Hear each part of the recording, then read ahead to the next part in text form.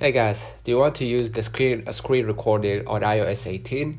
It's easy. You can just swipe down to your screen, right? To your control center, right? And then you're gonna be able right here to see the screen on the red circle right here. Hold it, and then you're gonna be able right here. I'm recording. Currently it's red and white. That means that it is recorded.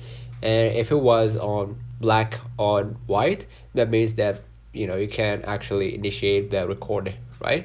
When you tap the screen record button, you gotta wait for 3 seconds, and then you're gonna be able to record within the screen inside the iPhone, all the sounds, all the moves, and all that stuff inside the iPhone, or outside if you're using your microphone, right? So hold the screen recording before you click on it, and then you're gonna be able right here to see the microphone on, and that means that they can hear your voice, maybe doing a tutorial or something like that.